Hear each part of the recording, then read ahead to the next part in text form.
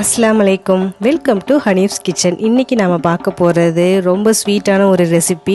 என்னென்னு பார்த்தீங்கன்னாக்க banana sweet bonda தாங்க. இது ரொம்ப டேஸ்டியாக ரொம்ப ஈஸியாக நம்ம ஹனீஃப்ஸ் கிச்சன் ஸ்டைலில் எப்படி செய்யுதுன்னு பார்க்கலாம் வாங்க. இதுக்கு நான் ஃபஸ்ட்டு 1 கப்பு மைதா எடுத்திருக்கேங்க. அதுக்கப்புறம் 3 வாழைப்பழம், அதுக்கப்புறம் 1 கப்பு பால், 1 முட்டை, அதுக்கப்புறம் 1/2 கப்பு சுகரு. இப்போ நம்ம ஃபஸ்ட்டு ஒரு மிக்சி ஜாரில் இந்த 3 வாழைப்பழத்தையும் சேர்த்துடலாங்க.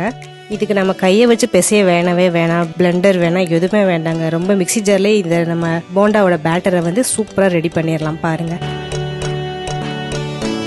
இப்போ 3 வாழைப்பழத்தையும் நான் போட்டதுக்கப்புறம் 1 முட்டையும் உடச்சி இதோட சேர்த்துக்கிறேன்.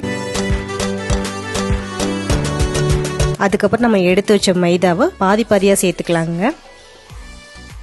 சுகரையும் அதே மாதிரி பாதி தான் நான் சேர்த்துருக்கேன். பால் ஒரு 1/2 டம்ளர் சேர்த்துருக்கேங்க. இதுக்கு கொஞ்சமாக 1 பிஞ்ச் அளவு நாம் உப்பு சேர்த்துக்கலாம். இப்போ இது எல்லாத்தையும் நான் மிக்சியில் ரன் பண்ணுறேங்க. பாருங்கள், இந்த மாதிரி இப்போ கன்சிஸ்டன்சியில் இருக்குது. இப்போ நாம் மீதம் இருக்க மைதா மாவையும் சேர்த்துடலாம். அதுக்கப்புறம் நாம் மீதம் இருக்க பால், சுகர் எல்லாத்தையுமே சேர்த்துடலாங்க. பாருங்கள், இப்போ நல்லா ஒரு இட்லி மாவு பதத்துக்கு இந்த மாதிரி நாம் மிக்சியில் ரன் பண்ணி வச்சிடணும். சுகர் நீங்கள் செக் பண்ணிக்கோங்க, உங்களுக்கு எந்த அளவு தேவைன்ட்டு பார்த்து போட்டுக்கோங்க எக்ஸ்ட்ரா வேணும்னா. இப்போ நம்ம இது எல்லாத்தையும் ஒரு பவுலில் சேஞ்ச் பண்ணிடலாம். அதுக்கப்புறம் 1/2 டீஸ்பூன் ஏலக்காய் பொடி சேர்த்துக்கிறேங்க. இப்போ இது எல்லாத்தையும் நல்லா மிக்ஸ் பண்ணிடலாம்.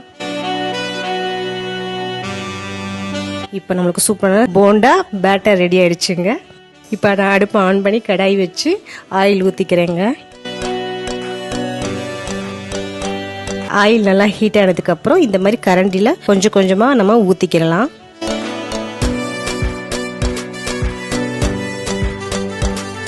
அதுக்கப்புறம் இந்த மாதிரி நல்ல ஒரு கோல்டன் ப்ரௌன் கலரில் வந்ததுக்கப்புறம் டர்ன் பண்ணிடலாங்க.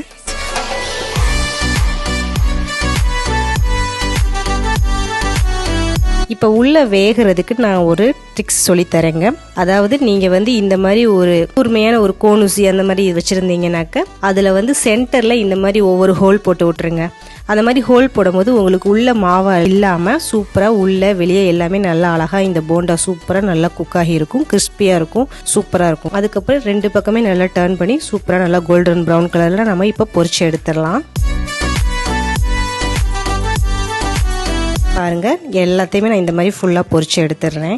சூப்பராக நம்மளுக்கு ரெடி ஆயிடுச்சு. இது ரொம்ப சட்டுன்னு நம்ம பண்ணக்கூடியதுங்க. ஒரு டீ டைமில் நீங்கள் சூப்பராக ஈஸியாக சீக்கிரம் பண்ணக்கூடிய ஒரு ரெசிபி தான் இது. அவ்வளோ டேஸ்டியான ரெசிபி, கிட்ஸ் எல்லாம் அவ்வளோ விரும்பி சாப்பிடுவாங்க.